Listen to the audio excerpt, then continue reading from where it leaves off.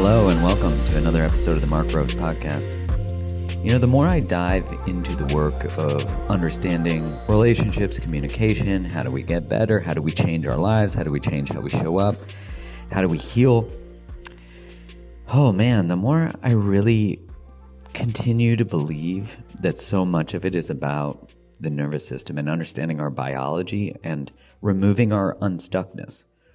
I'll give you an example. Like, we can know that we truly want great love. We can know that we truly want to create a beautiful relationship, and not just romantic, but just a beautiful life, right? And we can know that cognitively, but yet we can choose everything but that. We can allow limiting beliefs to never let us succeed. We can self-sabotage and never let ourselves get anywhere. None of that is logical, right? Like, no one would do that logically. No one would stay in an abusive relationship logically. No one would keep themselves small or not use their voice logically, right? There's so much beyond that happens in the unconscious and in the body that we don't even know is happening. We often don't even know, especially when we were young, if we were just used to chaos and dysregulation.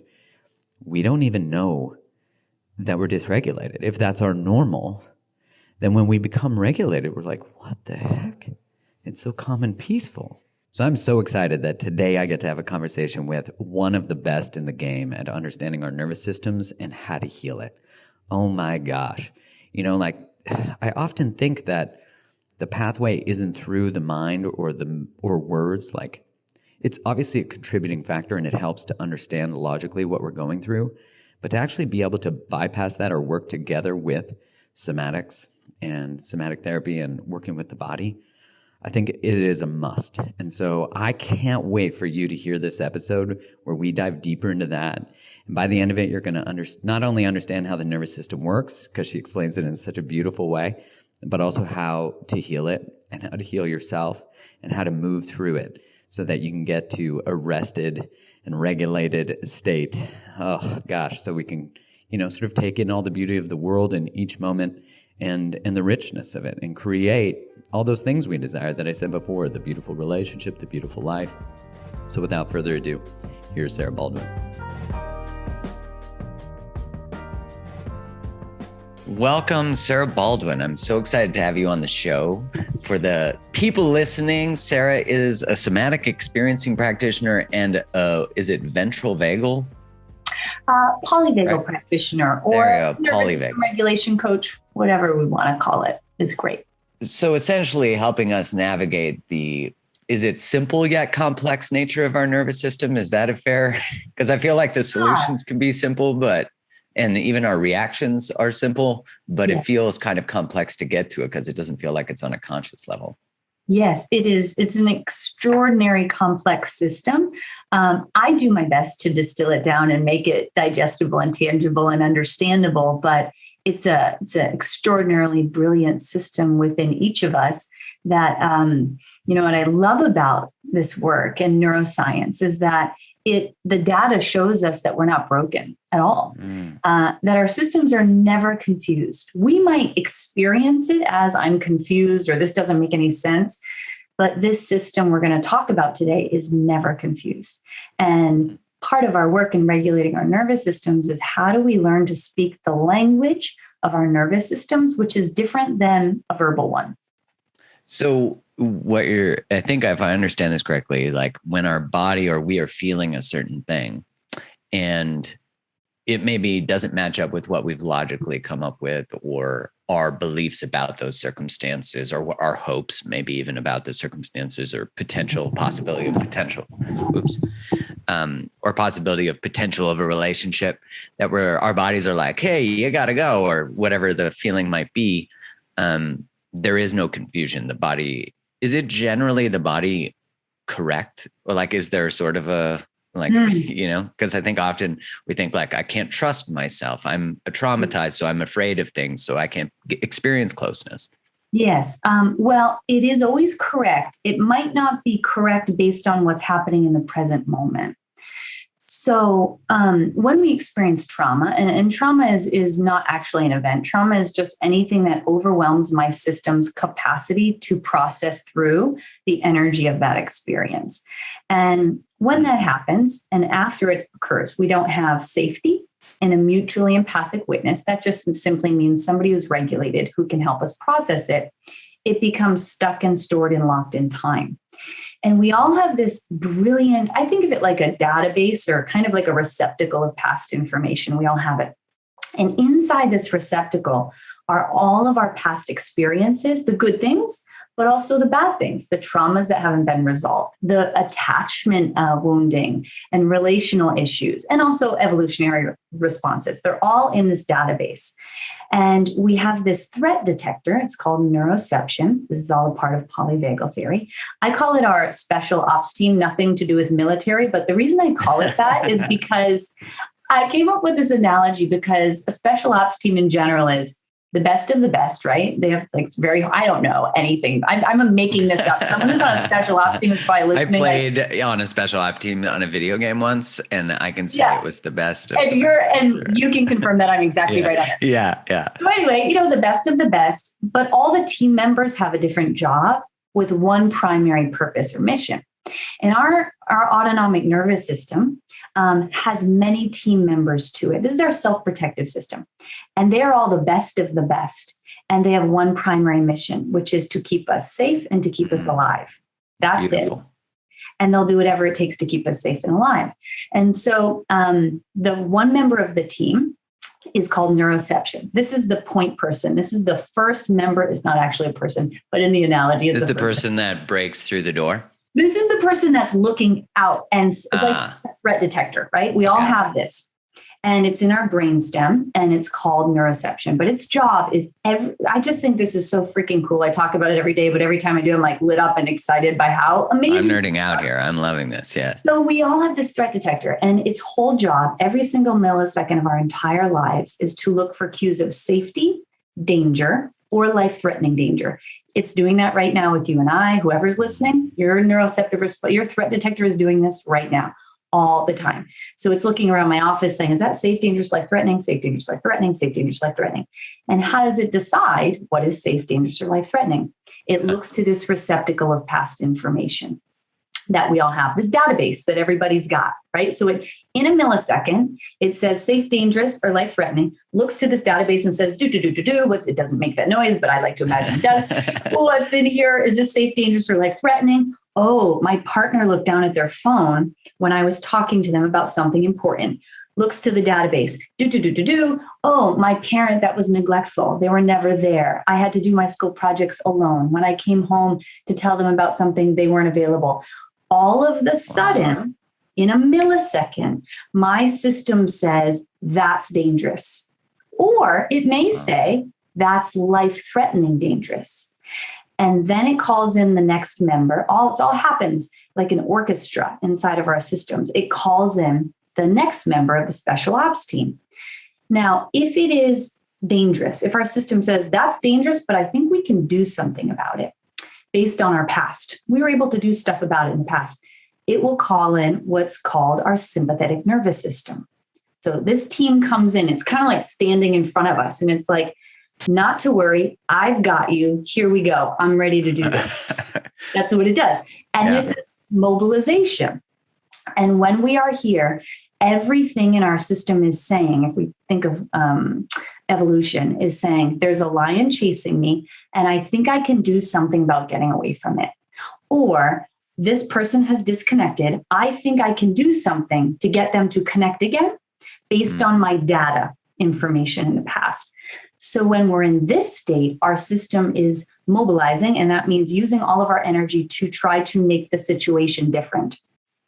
And our systems are so cool that the sympathetic system comes in and it says, all right, physiology, what don't we need functioning right now? Do we need digestion happening? Like I ate a burger. Who cares about digesting the burger? I might get eaten by a lion. Right. We shut it off. Do I need my immune system functioning? Nope. Do I need my prefrontal cortex? So my thinking brain. Goodbye. Like if I'm running from a lion, do I need to play chess or, I don't know, learn to live? Right. No, I need to live. So we shut that down.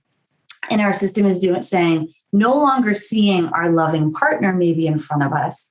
Our system is seeing our caregiver who was neglectful or not available for us or reprimanding us, et cetera. So our system is is responding to the present as if it's the past. So we've kind of time traveled.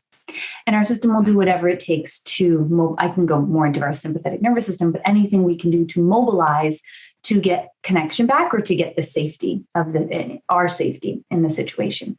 Now, if the system says it's life threat, if the threat detector says, I think that's life threatening. I looked at this database and I have passed in for, I'm sure there's people watching who, let's say someone experienced sexual abuse in their childhood and they love their partner. They want to be able to experience intimacy in that way, but their partner comes close to them. The threat detector says, what do we have on that? Oh, this is dangerous. And all of a sudden I shut down. Yeah. Very different from our sympathetic nervous system. This is called our dorsal vagal complex. So it's the exact opposite of our sympathetic system. And this system's interesting. It doesn't look extreme, but it's the most extreme self-protection we have. It's a 500 million year old system. And it is, you can think of it like we're cloaking ourselves in numbness. It's kind of like going to hibernation. It's energy conservation or immobilization. And in using that analogy of the lion, when I said like the lion's chasing me, I have to do something about it. But let's say I can't. I wasn't able to run away. I wasn't able to fight the lion. The lion's going to probably eat me. So our systems love us so much that they can say, not to worry. I can help you leave your body so you don't have to feel the pain of this experience that's about to happen, which is so cool. Every antelope in the wild or any mammal is doing this anytime that they're in a life-threatening threat. We do it too. And so this is experienced as I feel apathetic, I feel shut down, I can't think, I'm feeling removed, depressed, hopeless, dissociated, etc. And so when we experience this, our system's really deeply shutting down. And there's a few other states within this self-protective circuit, but already I just hope people listening can see like this is a cool system. It's not broken, it's not confused. It's just responding based on what it thinks is dangerous in the here and now, if that thing was dangerous in the past. So fascinating. Okay, so first off, curious about that database. So when we think about this database and I'm guessing this is all happening in like literally zillions of seconds. Yep. And like before anything even enters our conscious mind, if it even enters our conscious mind, like all of a sudden we're in this reactive state. That's the question I have. So first off, the database we have, I love that you're saying it is accurate to our experiences. And so it's actually not broken. It's working perfectly well to do what it is meant to do, which is maintain safety and security for you first.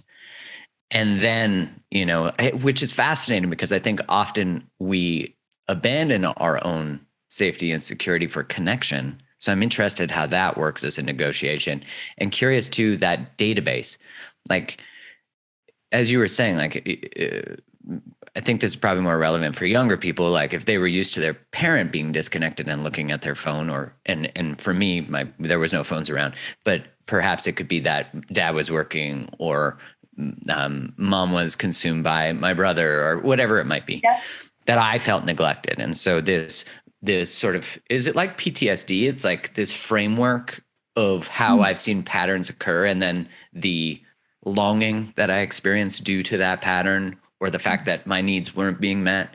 And then do I then go into does the sympathetic nervous system go into a database of observed ways that our parents did that or responded to each other when that occurred? And then ways I experienced success in protecting myself. Like, is that, make that make sense? So I think I understand your question, but just interrupt me if I'm not answering it correct. Or what you're asking. But so inside this database is not only what we experienced, but what we observed as well. So our life experiences are inside the database.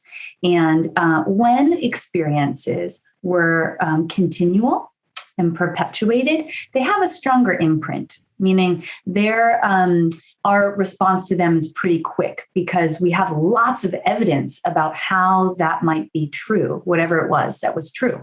And our systems brilliantly in the moment learn adaptive behavior and adaptive responses to keep us safe. Like we're talking about here, where maybe I started to act out that might have been my way to get attention, right? That's actually a brilliant adaptive strategy. If I'm a child being neglected, no one's paying attention to me, I'm going to burn the car. I don't know. I'm going to do like all kinds of crazy I was the stuff. youngest in the family. So I became loud, outspoken. Yes. And then in class, I was the same. Exactly. Brilliant, brilliant strategy that yours, because our primary needs are safety, to be attuned with, seen, known, and understood. And so if we aren't getting those primary needs, kids are extraordinary, that we learn subconsciously, okay, I'm not getting these met. What strategy can I use to get that, some semblance of those things? And we'll do whatever we can to get our need met. And so then that gets stored in the receptacle too. Hey, that kind of worked. When I went into my sympathetic nervous system, and maybe I became an achiever, because then I got attention and praise and was told that I was enough. Cool, that worked. And then what is our system going to do? It's going to say, this is the way you navigate the world. And then we get into our adult lives. It looks to that receptacle of information and says, how are you going to be enough or be successful or whatever it is? We're going to use the same kind of adaptive strategies. The cool thing about this receptacle is that we're constantly adding new input to it. So the beautiful thing, healing is such an empowering thing that we can do, because every single time that we have a reparative experience, meaning we make it different than it was. Like we change the data points in that catalog. Like, that's right. Oh, when my partner looks at their phone and I express how I feel when they look at their phone, or that it's bringing up pain from feeling neglected as a child. Mm-hmm. Here's what I need from you in that moment, or whatever it might be. That repatterns it and then changes the catalog. Yep, changes the catalog. So exactly what you're saying. Let's say I can come into the awareness around what's happening. Right. For many of us, we don't have the awareness around what's happening. I didn't for so many years. I remember I love cooking, and I would have partners and I'd be like, I would like to cook for you. And then I would start cooking and I would feel anger and agitation. Then it would start to feel like I just wanted to throw the pots and pans around the kitchen, and all these cortical thoughts were happening. Like, I'm like, I can't believe I'm doing this for you. You don't appreciate me. And I thought my response was matching what was happening. But what was actually happening is the threat detector said, what does this remind me of? Oh, this reminds me of your neglected childhood where you had to start cooking for yourself when you were 5. And wow. So them being in the other room while you're cooking, even though adult me asked to do it, my threat detector said, that's exactly what this is like. And now I have the safety to access anger around it. So now I'm really pissed about my mother, but I have no idea it's actually about my mother. I think it's about my partner. So they Your sit poor down. partners like, wait, you just offered to cook and now you're mad at me about like, this is crazy. Is this a trap? Feels like a trap. Exactly. And I have no idea what's happening. I just think about the present moment. And so like you're not connecting those two, like people don't generally connect the offer, which is the way they got love and connection and survival and ate and value or a role in their family, that now it's also it hits a switch, and then all of a sudden the resentment, the anger, wow, so interesting. Yeah. So the first step in that process is to get clear on, number one, having an understanding. When we're doing nervous system regulation work, I create maps of people's nervous systems with them. When I was a kid, we didn't have phones. We had big, taking a road trip with maps. I'm sure there's people listening that have no idea what I'm talking about. Like you mean Google Maps, right? Yeah, you just enter nervous system and you'll be there in 1 year. Yeah, exactly. Okay, perfect. Yeah. But, paper maps. So let's say I'm taking a road trip. I need a map to get to where I'm going. Right. And for many of us, the map flies out the window and I'm trying to drive across the country. I'm never going to get there. I'm going to get lost. I'm confused. I'm overwhelmed. I'm not in control. Right. What we need to do is first create a map of our own nervous system. I have to understand, I didn't get to the other states. There's 6 states in our nervous system. I need to know at any given moment, where am I in my nervous system? It's one of the most empowering things we can do. And I can't change anything until I know where I am. So I need to know what embodied regulation feels like, being in what's called my ventral vagal complex. I really need to know what it feels like to be in my sympathetic nervous system, to be in my dorsal vagal complex. There's a couple other states. One's called freeze. And And if I know where I am, then I can change something. So in this example I gave you from my own life, I had to first get clear on where am I in my nervous system when this is happening? And just a super simple prompt we can ask ourselves is, does my reaction match this circumstance? Because the truth is, my reaction always matches a circcircumstance. It just might not match the one that one now. Interesting. Okay. And so what we want to get curious about, if the answer is, by the way, don't ask yourself that when you're activated, because your system's going to say, yes, it matches like mine in the kitchen. Like, yes, it matches the response. You seem really mad. I am, and I'm right. And I'm right. Totally. So later when I'm regulated, asking myself that question, and I would get curious, like, I don't think so. I think the level of anger that I was at in the kitchen doesn't really match. And then I'd want to get curious about what does this remind me of? I remember being a kid and having to, cook for myself. So to get you went over like the experience of coming to our partner and giving the reparative experience. I just wanted to give folks an understanding of how we get there. So getting the understanding of, oh, this is my self-protective circuit, looking to that database and responding to the present moment as if it's the same as the past. Yeah. And then we come to our partner, as you mentioned, and say, hey, I did this. Hey, I realize what's happening is it's reminding me of this.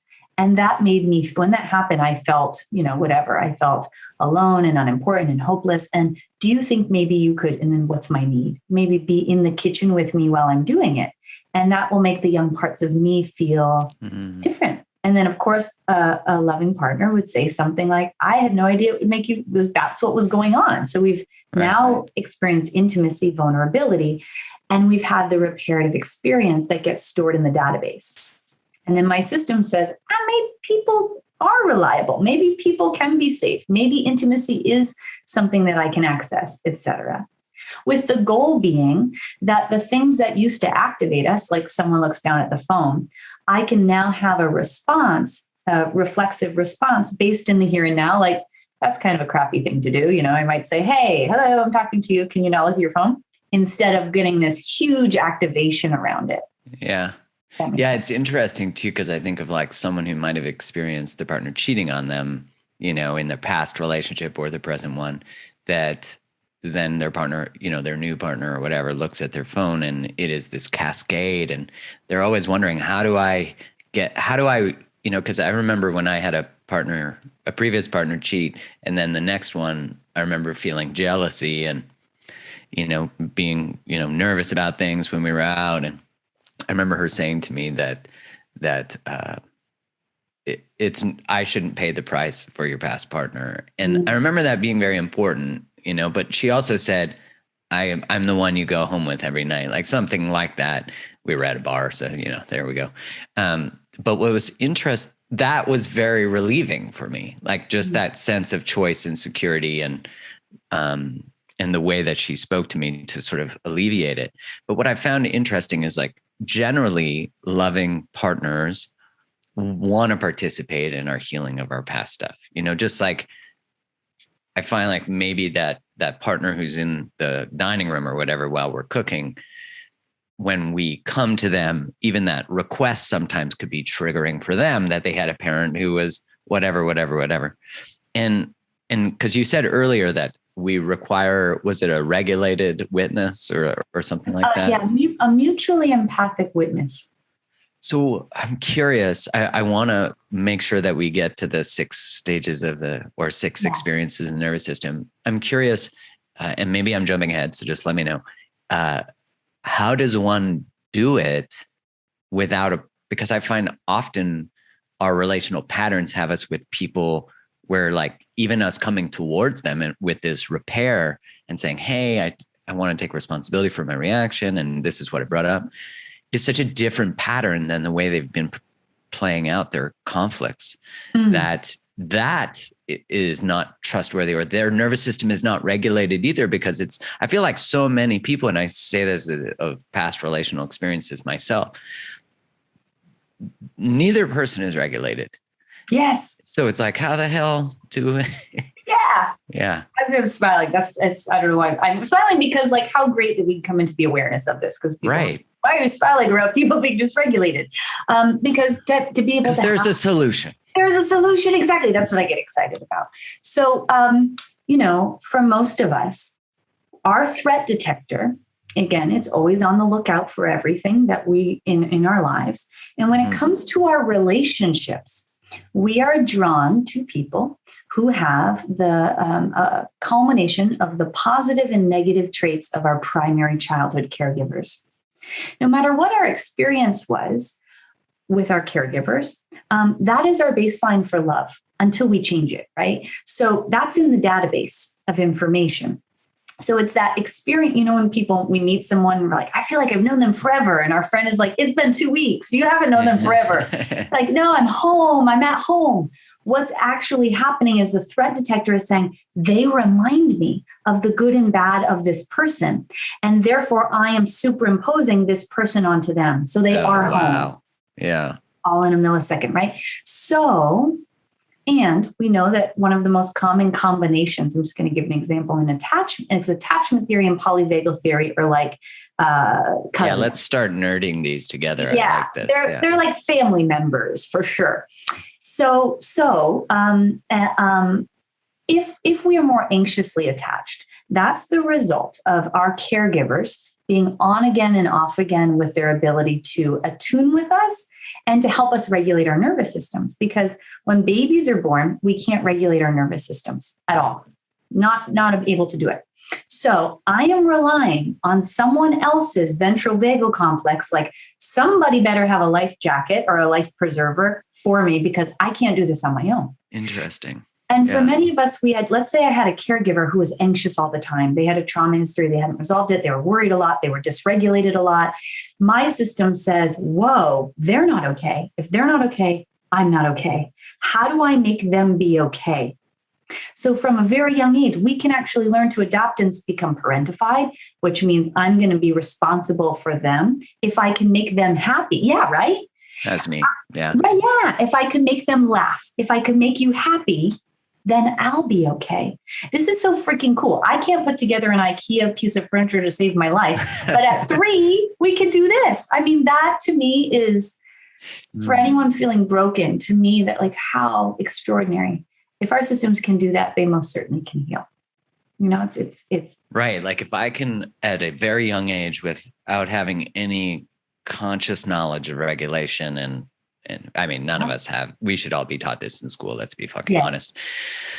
That's such a failure of the systems, but that's a whole other conversation. That's so fascinating to think that, because I think of like, I don't want to claim this to be true, but I'm pretty certain that my mom was quite dysregulated when I was born. I was preemie 5 weeks, 4 weeks early.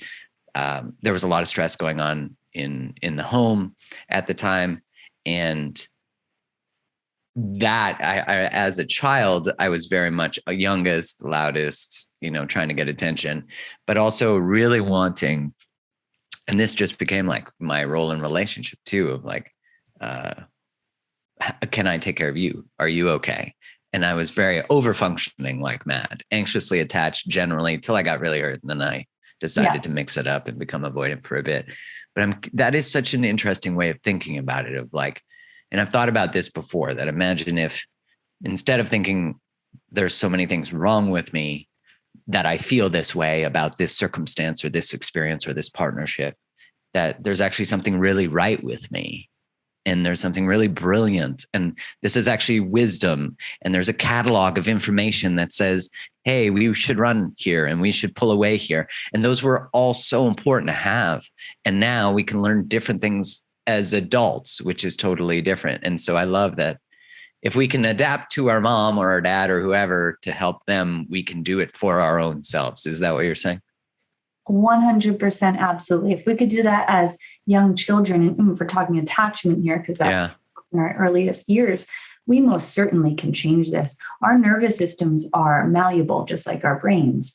And so your system learned, let's say, that adaptive strategy, right? It said, this is how I can maintain safety, connection, belonging, love, be seen, known. This worked great. It gets stored in that receptacle. And guess what you used? If we're more anxiously attached, we are going to resource our sympathetic nervous system. Because if I'm needing to make sure you're okay, then I need to be mobilizing to do that. Yeah. Which means I'm going to use my sympathetic nervous system. One of my mentors, Deb Dana, says we all have a home away from home. Ventral we want to be our home, but we all have a place that we know really well. And for many people, it's our sympathetic nervous system. This is where anxiety, worry, frustration, fear, terror, rage, agitation, nervousness all live. Sympathetic. Now, let's say and this was my experience, I had dangerous caregivers and neglectful ones. So my system says, whoa, people aren't safe, but I can't self-regulate. So I'm really screwed. What do I do here? Right. And our system loves us so much that it says, not to worry, Sarah. I've got this 500 million year old system that can help you cloak the activation. So you don't have to feel the dysregulation. We can actually shut it down. Doesn't mean the dysregulation is going away. We can cloak it in this kind of like this numbing balm of our dorsal vagal complex. Wow. And we become an island. And I learned, go it alone. There's no one to help you. They aren't safe. And so you become a refuge unto yourself. Wow. And we lose touch with feelings, with being in our bodies. That's that disassociation, that like numbness. Mm-hmm. And each of these states that I'm describing, like sympathetic and dorsal and freeze, are their own country. There's a huge range of experience in there. When I start in dorsal, I start at apathy. And then I go to like, nothing feels good to me. Who cares? It doesn't matter. People just want too much anyways. Yeah. Exactly. That meh state is exactly right. This is an I can't experience, all the way to depression, dissociation at the deepest level. Yeah. So my system learns in the database, people are not safe and they're not there. And one of the most common combinations, of course, in coupleship is one person who's more avoidant, one person who is more anxiously attached. What a conundrum, right? Yeah. Because I go to my island and if I'm anxiously attached, get in a speedboat and I zoom around your island and wait until you will come pull out my James Bond moves. I'm coming 100%. To your island. Yeah. Get off your island. And the more that I come towards you, the more you pull away, etc. Right. But and look what we're resourcing, parts of our autonomic nervous system. And we are experiencing the relationship from survival instead of choice. Choice can only happen in regulation. The rest of it is survival. And we'll use whatever adaptive strategy we learned probably a long time ago to survive in the experience.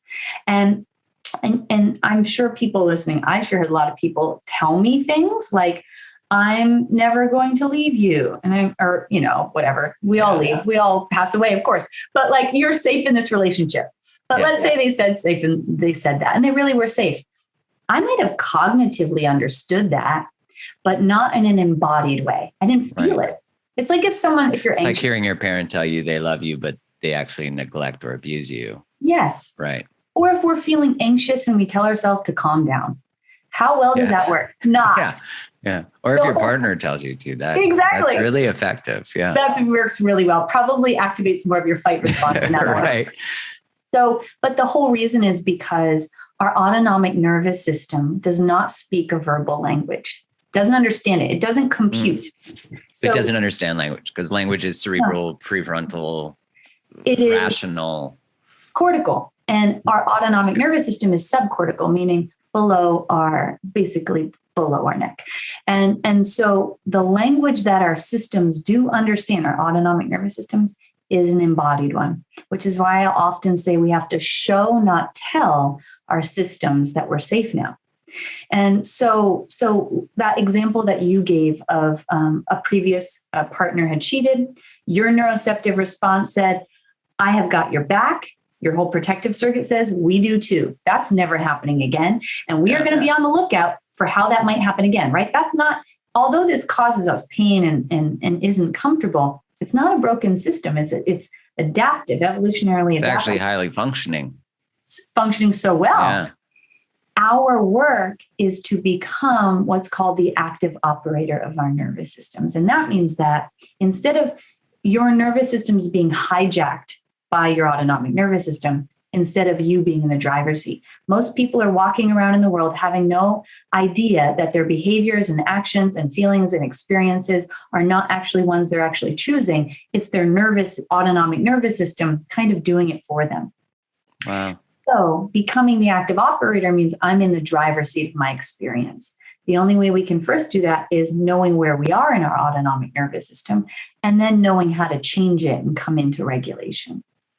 All right. So can you distinguish between the autonomic or the parasympathetic and the sympathetic and autonomic, and just give us some rundown on that? And then what are those states? Sure. Yeah. And then walk us home in ourselves, not outside of ourselves. Yes, let's do that. That sounds good. So our autonomic nervous system, again, I call it our protective nervous system. It has, there's two primary components. There is the sympathetic nervous system and the parasympathetic nervous system that all fall under the umbrella of our autonomic nervous system. And this all follows under the umbrella of polyvagal theory. Okay. So our parasympathetic nervous system is where our vagus nerve lives. Vagus means wanderer. It's the biggest nerve in our body, goes all the way up from our brainstem into our heads and our inner ears, around our eyes, around our mouth, wow, all the way down into our gut. So it's huge, very giant nerve. It looks like an alien if you ever see a drawing and illustration of it. And within our parasympathetic nervous system are two states within our autonomic nervous system. There's 6 states total. One of those states is called our ventral vagal complex. And this is where we go when the threat detector says, that's safe. Like I grew up in the woods. It was like the only safe thing I had. So I'm looking outside of my window. There's a pretty tree. My nervous system says, trees are safe. They're awesome. Yeah. They're nice. Go hug the tree. So when that happens, my system says, coast is clear. Let's go into our ventral vagal complex. And instead of it being like the protective team is standing in front of me, when I'm in ventral, it's like they're standing at my side. And I'm vulnerable. I'm exposed. I'm vulnerable. I can be present, seen, open, known, in flow, all of the wonderful things that we're desiring. I really believe, and research shows, one of the most primary reason for the unhappiness that we experience is because we're not spending enough time in our ventral vagal complex, or that we're stuck, or we don't have the life that we desire. So we're not observing the world. We're protecting ourselves from it. Like we're not present to it. We're not present to moments. We're not present. That's right. We're not listening. We're not. That's right. That's loving. Exactly right. We're not listening. We're not loving. We're not present. We're not in flow. We're not safe to be seen and known and heard and take up space and to be here. We're not safe to be here. And so when we're doing the work that I do is to help people be in their ventral vagal complex more by reshaping our nervous systems. This is where we have relationships that are based in safety and choice versus choosing partners that come from survival, choosing situations that come from survival. So this is our ventral vagal complex. And we connect to other people's ventral vagal complexes as well through co-regulation. We can regulate 2 ways, self-regulating and co-regulating, things I can do on my own to bring me to this ventral state, and then things I can do as other living beings to bring me into this state. So if someone else is kind of like revved up and I'm feeling pretty calm and we're in a conversation and they get pretty activated, and if I'm able to practice regulation in that moment, take a deep breath, maybe even be a witness to their activation, it can actually make it so they begin to regulate. That's right. We have mirror neurons. Mirror neurons meaning nervous systems read nervous systems.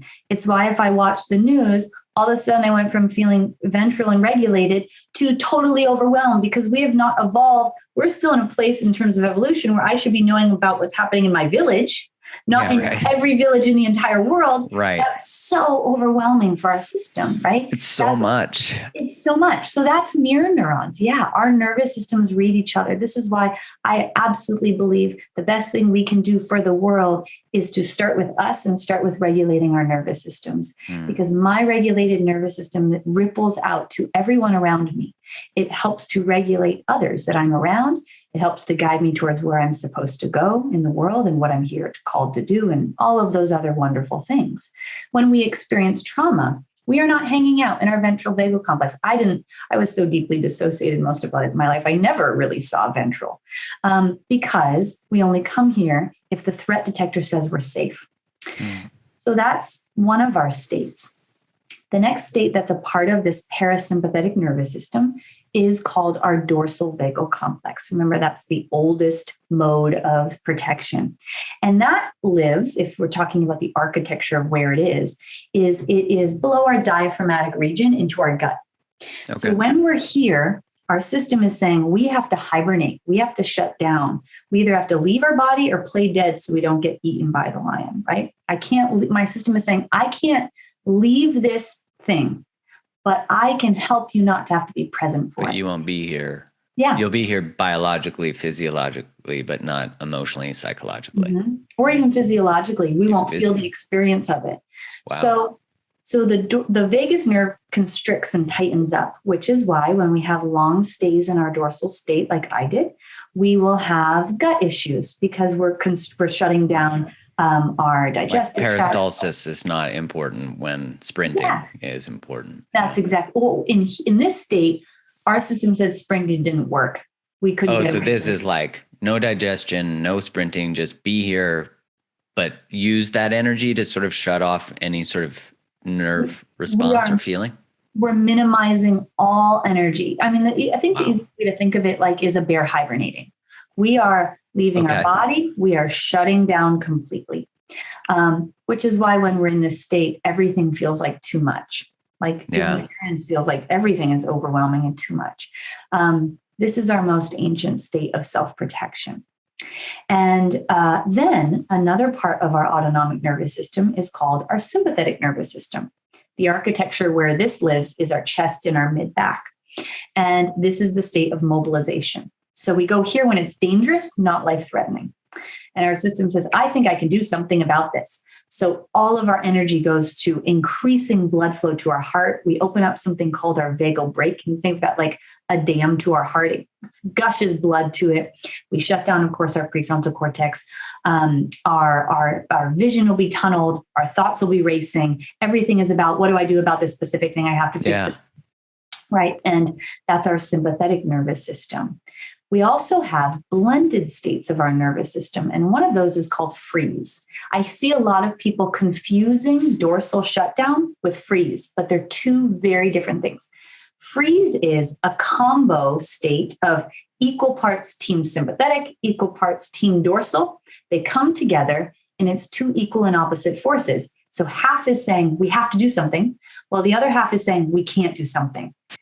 I experienced this in my purpose for so long. I'm sure others have too. Like, there's so much to do. I have to do these things, and there's a million things. And how am I going to do them? Oh, holy shit, it's too many things. I can't do all the things. I can't do any of this, but I need to, but I can't. But I need to, but I can't. But I need to, but I can't. And I'm frozen and stuck.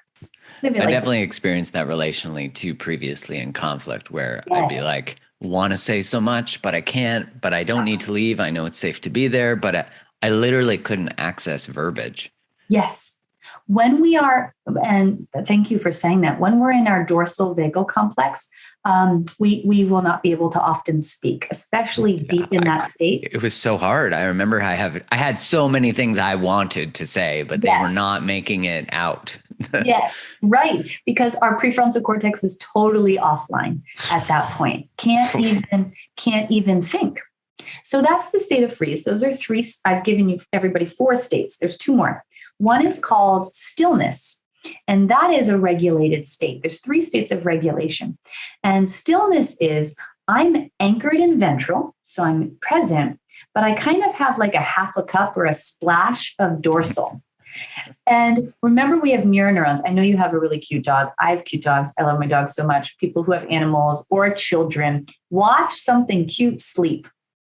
And when you do, you're going to get the mirror neurons of their stillness, and you're going to start to feel still, right? Like, have you ever watched your dog sleep? Oh my God. I was actually going to ask if your dog can be a regulated partner. Wow.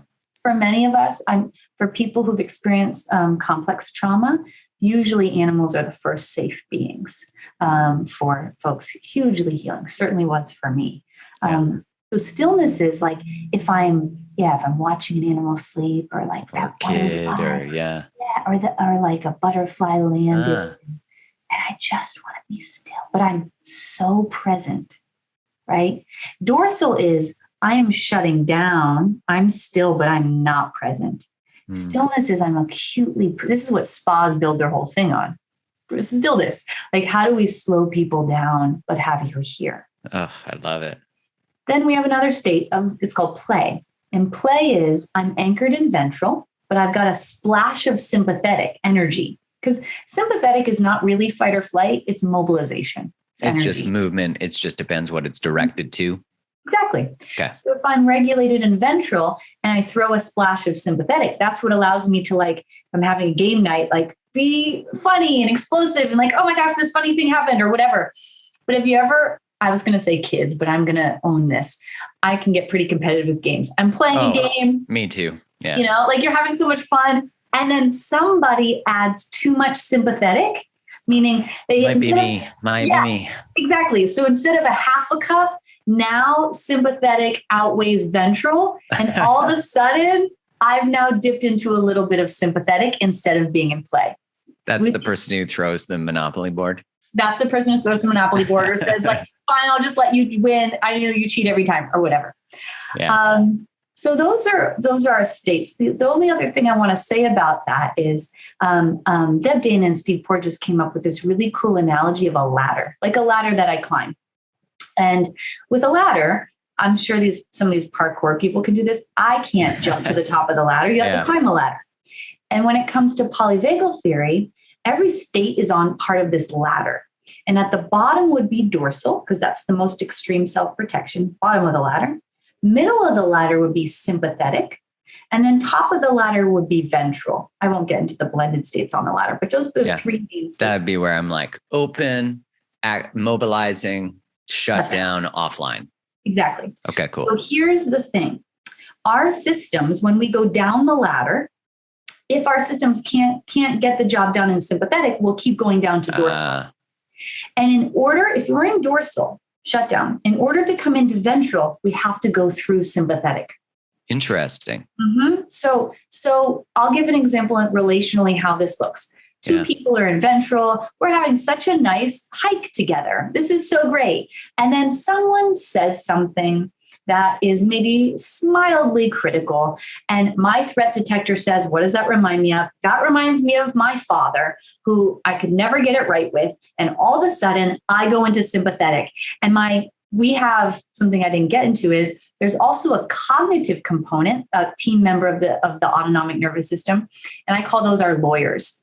Their job is to keep us in this state. So the sympathetic lawyer shows up and it will rattle off a million reasons why what they said wasn't okay, how they've said it a million times, how they're always on my ass, blah, blah, blah, blah, blah, blah, blah. Their job is to keep us there. Polyvagal theory shows us our state creates our story. So wherever we are in our nervous system, that lawyer shows up. That feeds the narrative that we're telling ourselves. Mm-hmm. So and the lawyer, sorry, just so I understand, the lawyer pops in order to keep us in that narrative. That's exactly right. Classic lawyer.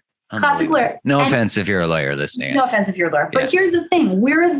I know this is getting long, but I want to give you it's not long. This is so nerdily amazing. Okay, good. Yeah. I am such a nerd that I get excited about this every time we talk about it. So there's these lawyers, right? And I'm the jury member.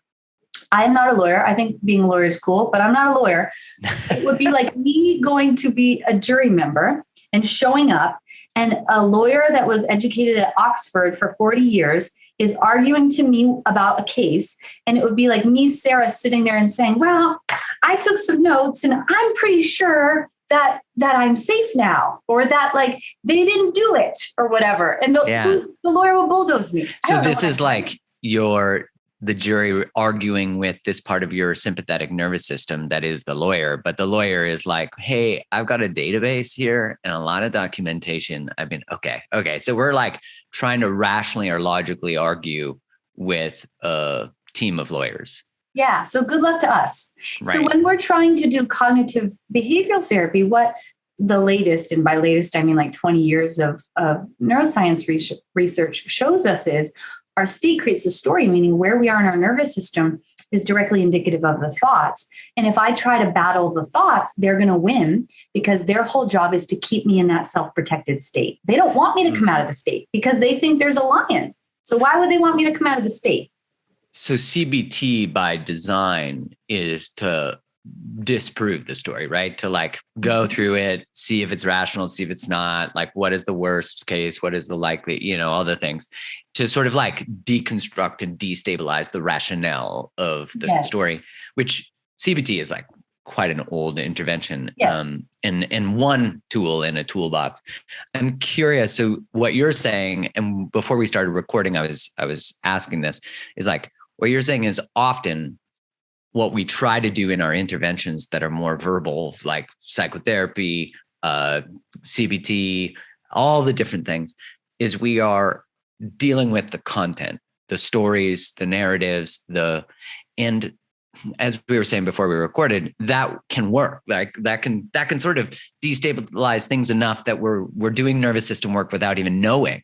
Yeah. But if we can actually go the other way, or together, which is also an interesting modality, all these different interventions can work well together.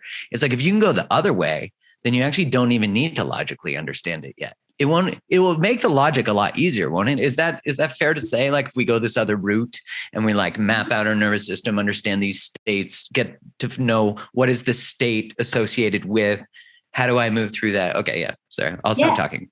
Yes. So the cool thing is, when I'm working with folks, we get a visual on what does this lawyer look like? The reason I do that is because if I can healthily differentiate from it, I now know I'm not it. It lessens the charge. And I'm basically calling out the lawyer. So you're separate. You are not the lawyer anymore. You're pointing out that there is a lawyer and there is a story, and it's not who you are. Exactly. Okay, cool. And I'm in essence saying I am in the sympathetic courtroom. What is my job? Not to battle the lawyer in the sympathetic courtroom.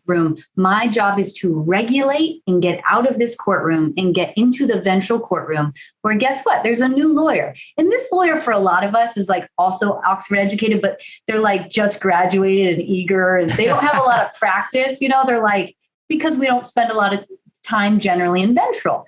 So they need a lot of practice creating neural pathways. But just briefly on the to lawyer, get you out of the courtroom. Ultimately. Well, yes. And to help us stay in ventral. So like why it's rational to be there. Why, and what's actually true. Because what's actually true based in the present is going to come from the ventral lawyer. But these lawyers, sympathetic lawyer, its job is not to, it doesn't sound like crazy. It sounds really rational. Right. The dorsal lawyer is starkly different. And folks listening, I'd invite them to start thinking about this. When I'm feeling shut down, what does the lawyer sound like? Lawyer is so different. This lawyer is just as good, just as educated as a sympathetic lawyer, but it talks slower. And it says things like, yeah, I felt that as I was explaining. Yeah. And it says things like this: it's too late for you. You're too old to have a partner. What's the point? You can't have a child. It's not going to happen for you. There's something wrong with you. You're separate and you're different. And it's hopeless. See the difference? That lawyer talks like that. The sympathetic lawyer is saying like, we have to do something and they're going to leave us. And how can I prevent against that happening? And blah, blah, blah, blah, blah. They're different lawyers.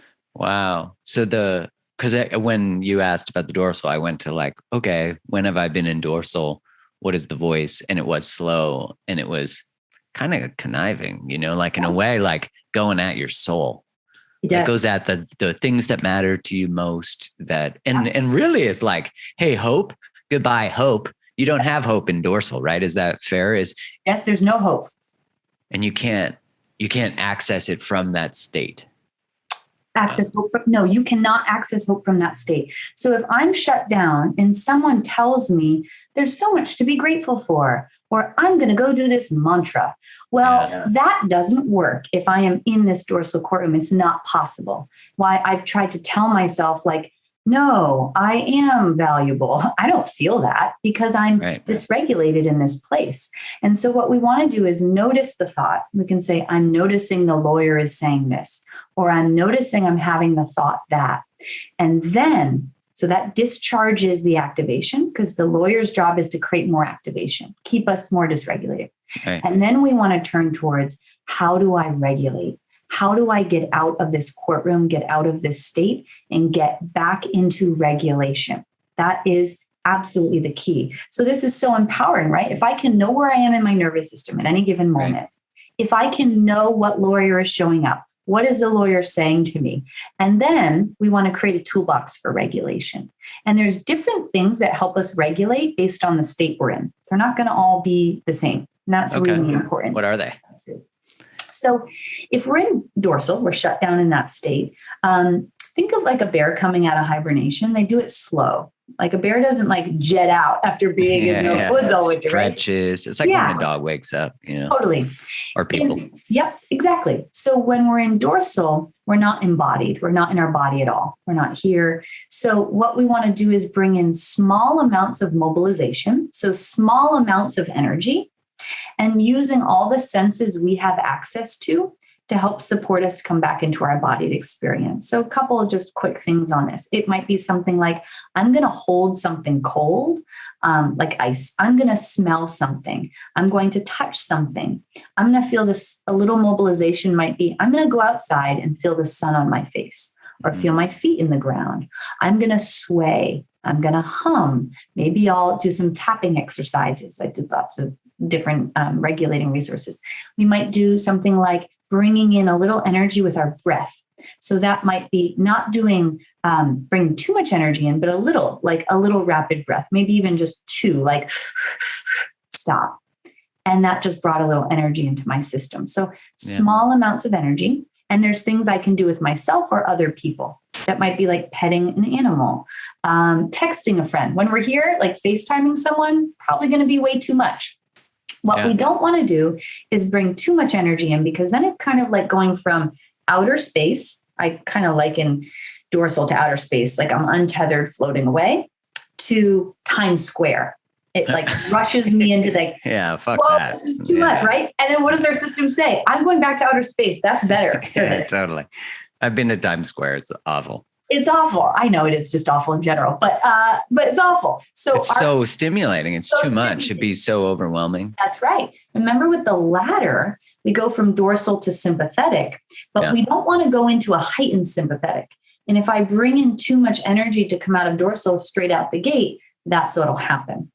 Now, if I'm in sympathetic, there are different things that we want to do here. I number the states from like a 1 to a 10, 1 least extreme, 10 most extreme. If I'm at a 1 to a 5 sympathetic, think of that like there's a lion. And when we were animal trackers, we could probably hear a lion when it was like, I don't know, an eighth of a mile away. So if from a 1 to a 5, if me and you, Mark, were in like, I don't know, we're hunting and gathering. And I said, did you hear that? And we did hear it. Oh, it's a lion. And I said to you, let's do some controlled breathing, or let's do something to regulate so that we can really be present as we're trying to run away. And you'd probably be like, okay. I mean, I'm terrified, but let's do it. So when we're at 1 to a 5, doing something like meditating might be helpful. Doing something like mindful orienting to our space might be helpful. Controlled breathing can be really helpful here. When we're in sympathetic, we want to do shorter inhalation, longer exhalation, because we want to bring some of our parasympathetic nervous system online. We don't get into all that, but longer exhalation.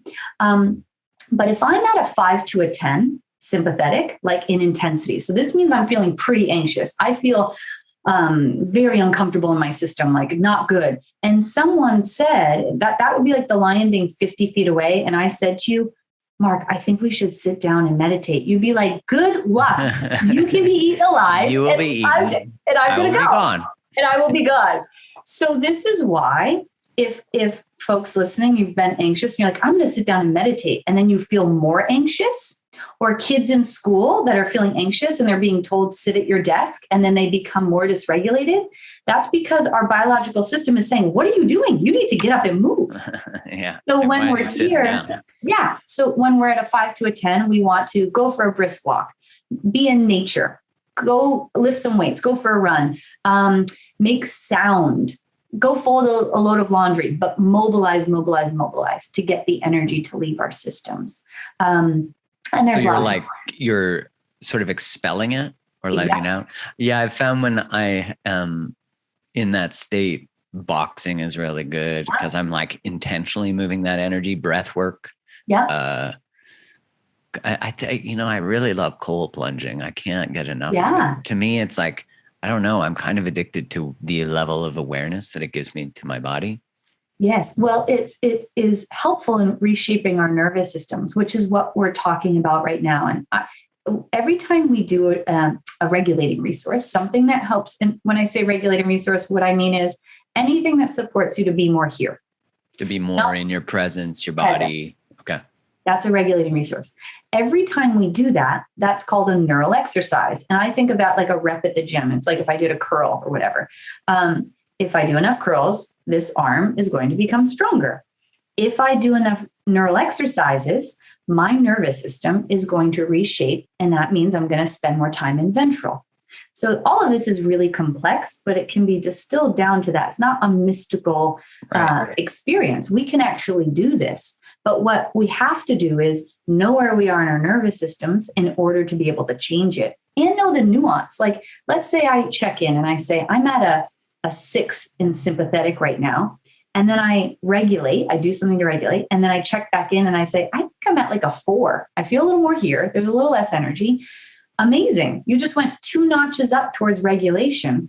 That is a neural exercise that gets stored in the receptacle of information where our system says, hey, maybe we are safe to be here. And enough of those, the goal being, I wake up and I say, I feel good, or I feel present, or that thing that used to bother me in my relationships, it doesn't anymore. I don't know why. This is weird. It just feels easy. That's the result of doing somatic nervous system regulation work. I'm curious, why is it that things like being activated in relationship, or like, let's say we're jealous and we search our partner's phones, or we're like obsessed. Actually, no, this is more accurate. We obsess over like an ex's or even our partner's social media and who they're liking and all that, whatever all that shit. Yeah. And I would imagine it's a similar process to like, I can't put the news down. I can't stop learning about vaccines or anti-vax or like all these different things. Like, why do we get, in a way, at least I'll speak from my own experience historically with the news that I had to have my own intervention with myself, is like, why do we get addicted in some ways to those states, even though they really have, they shut down our rational minds. There's something sort of weird about them. Like I feel hijacked in a way when I've been in those states, and I almost felt like I didn't have a choice. Like it was like, oh, I need more information. I need more of this. Yes. Well, in our sympathetic nervous system, in any of our self-protective states, it is being hijacked, and we aren't in the driver's seat. I used to look through significant others like emails and stuff, and integrity is one of the most important things to me. So later I would be like, what the hell did I do? Like a drug, like what? Yeah. The same goes with you're talking about the news or someone looking at social media, like something took over and I couldn't stop. I don't know what was happening. It's because think of that lion thing again, the lion chasing me. Our vision when we're in sympathetic, it actually becomes tunneled. Really cool. Yeah. The reason it becomes tunneled, evolutionarily speaking, is because I don't need to take in the whole prairie as I'm running from the lion. I need to take in the path ahead of me. That's it. How am I going to see how am I getting out of here? How am I getting out of here? So with the news, it is our sympathetic nervous system is saying, this is dangerous, but how am I getting out of here? What do I need to know? Give me another piece of information on this, or what is happening there, or what is happening with my partner? I can't think of anything else besides, are they messaging someone? Wait, they wrote that 2 seconds after this person wrote that. And that means that maybe they're communicating to each other behind my back. And this is the lawyer talking. See that? Like that. Right. Yeah. So our systems become shaped in a way that our home away from home will then become whatever state that is, meaning that's what our systems, it's our go-to. Our system knows how to be in sympathetic or freeze or dorsal. And so our systems will orient to the world in that way. Wow. And with sympathetic, it is very much like that mobilization can feel like a drug because our system is saying, I have to. Interesting. Yeah, because I think of like, is what we're going through, I guess, depending where you are, but I would say collectively as a globe, is it a collective trauma? Like, is it? Absolutely. Because people are just constantly in this heightened state. And then you see, no matter the side, if people are in these extreme states on the ends, which feels like a large majority of people, it's like opposition to the other side is not rational, it's not emotional, it's not understanding. And I'm speaking to both sides, like that seems to be like, I feel like we have to do a lot of work to stay in a regulated state right now, especially because, you kind of like, we left Canada just because Canada was feeling very divided, and feel honored that we even have the ability to do that. But I found like when you went to a grocery store, it was like on eggshells. People were very just like ready to pop, and then when I landed where we are now, I was like, whoa, it's so different. And I had no idea the contrast till I was out of that very dysregulated state. And I guess culturally, can we become very dysregulated too, culturally and collectively? Oh, absolutely. Because of that mirror neuron experience of nervous systems reading nervous systems. And what you're talking about, those two ends, those are happening often, not always, but from dysregulation. And their lawyers, everybody's lawyer is telling them that they're right. And everyone's lawyer is saying, this is the only way that it is. Yeah. And if I'm dysregulated, it's like I'm taking a sword out. My special ops team is saying, I'm here to defend Sarah. And so what's going to happen to someone else's system? Their own threat detector is going to say, whoa, Sarah's got a sword out. I guess I better get a sword out. And maybe they get their own sword out. And their lawyers are telling them how they're right. And now we're battling each other, both thinking that this is often gets confused. People think that their passion is coming from regulation. And oftentimes I see this happen a lot where and sure, it can come from regulation, but oftentimes I see it coming from dysregulation. It's so true. Does that make sense? Kai said that to me, actually. She was like, when you record a video where you are passionate about something and you're dysregulated, you will cause the same in other people. She's like, you need to find regulation with your passion. And yes. I took that advice very much to heart, because then I was like making sure that I was in a regulated, calm state. And then what was interesting is it made me express from a more open-minded perspective and consider the other points and the other sides, etc. And that's a good way for us to know, am I in regulation? If I'm seeing it tunnel vision, this is the only way. If I'm listening to that lawyer, that's a good clue or indicator we're not regulated in this. Yeah, don't give the lawyer the microphone. Don't give the lawyer the microphone. I should make t-shirts to say that. You're right. To say that. But yeah, and just in terms of that collective experience you talked about going down our autonomic ladder. Yeah. In the last couple of years, everyone started in a mild sympathetic, right? Like, I don't know, is this safe or not? Then it became a heightened sympathetic, right? Hypervigilance. And anxiety and looking everything up all the time. And then what started to happen is people went into dorsal. Yeah, I'm feeling burnt out, right? I'm feeling just exhausted. And just a really quick example in relationships, we see that happen all the time. We're regulated, we get in an argument. I'm so passionate, and sympathetics trying to prove my point to you, and they're doing the same thing. And then someone's system says, this isn't working. And all of a sudden I go from caring so much to, I don't care. Whatever, it doesn't even matter. Doesn't matter. Now I'm in dorsal. I've never said anything like that. Never. No, me either. Oh my God, no. Not even. I love every word coming out of your mouth right now. Oh, yes. No, yeah. So anyway. You said earlier that the solution relationally, the solution culturally, the solution, I suppose globally, is to find regulation within oneself first, and then bring that regulation to the world. Is that fair? It is exactly right. I mean, I hope that I get to live and be alive when our world is more regulated. One of my goals is to get this in every school. As a traumatized child myself, I couldn't learn because my prefrontal cortex wasn't working. And I don't know why the hell we're learning trigonometry for anyone who's a mathematician. I know it's important, but why are we not learning how to regulate our nervous systems? And the more that can happen for children, the more they can succeed, they can have connection, they can have refuge and safety, the more that adults like me wouldn't have to do this as an adult, that parents can have this. When we do this work, it is the greatest gift we can give to the world, and certainly the greatest gift we can give to ourselves. Oh my God, it changes everything. Like when I first ever did nervous system work, I remember I was like exploring an edge of activation, and I got emotional, but it was like so fascinating because we were just discussing, like exploring, what does that edge feel like? When does it happen? How are you, and I started to cry. And I remember just feeling this immense release, because what I had recognized in that moment was that although I had quote unquote good boundaries and had expressed them, I actually didn't mobilize when they weren't honored. And so I would leave myself in painful circumstances, but logically I'd be like, you have a boundary. And I just had so much grief when I recognized that my nervous system was always right in those moments, that I was leaving myself in these circumstances, but I'd sort of, I guess in some ways, sort of CBT'd my way into rationalizing why that was okay when it really wasn't. And being able to rescue my body and bring it back to this state of safety was just incredibly relieving. And it's interesting because then I never had a challenge with it again.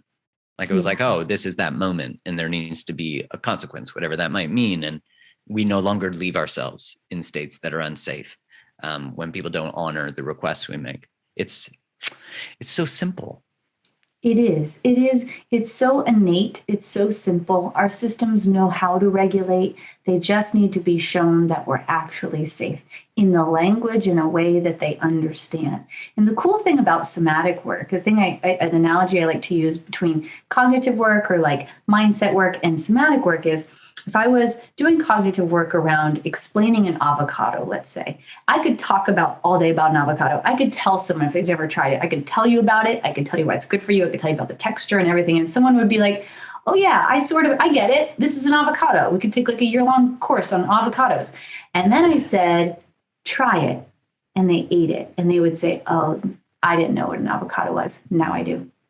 And somatic work is the same way. It's taking out of all this rationalizing and feeling it and being with it and saying, oh, this is what it's like to feel the pain of my dorsal state. And this is what it's like to feel the freedom of regulation. Now I'm starting to know the difference. I'm starting to embody this. And that's what we're doing when we're regulating our nervous systems, for sure.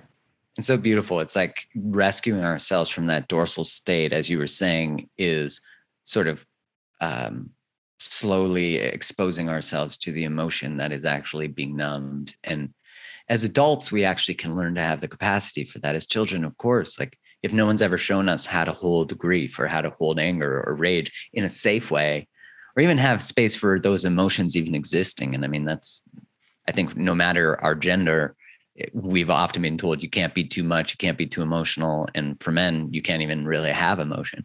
And so it's like being slowly, it's like exposure therapy to our own emotion, and then expanding our own capacity for emotion and recognizing the wisdom and value in that emotion, and that it was so right all along, And today as adults, we can mobilize in a way that ensures our own safety and security. And it's so beautiful, the opportunity that we all have. Yeah, that's the way I see it. It's just so extraordinary how resilient people are, how unbroken they are. This very old model of mental health has shown people they're broken or they're dysfunctional. Right. But that's not true. That's not what science tells us. And if we can do all those things, we most certainly can heal. We most certainly can regulate. And those things that have been stuck for sometimes decades, certainly it was those experiences for me, they can discharge, meaning leave our bodies, and we can actually be free. And it's possible to have that here in this lifetime for all of us. And it's exciting. It is. Thank you so much for coming on and explaining all of this and walking us through. And I'm curious, for the people listening, where can they find more of you? Where can they find resources from you and all the things? Yeah, you can find me on Instagram at Sarah B Coaching, Sarah with an H, and I have free resources in the link in my bio, some workbooks, and I do lots of free teaching series and webinars and programs and things like that, or sarahbaldwincoaching.com. Incredible. Okay. Well, thank you so much for being on the show and helping us with such an important aspect of our growth and development, and especially relationally. And I would love to have you back on the show to talk about attachment theory and the correlation, because, I think for the people listening, you, the listener, are definitely nerding out about attachment theory because we love that stuff. I think it's an interesting way to systemize and organize relationships in a way that makes sense. And to do that overlapping the nervous system, super interesting. So thank you so much for being here and look forward to having you back on. Thanks so much for having me, Mark, and for everyone listening. Thanks for being here.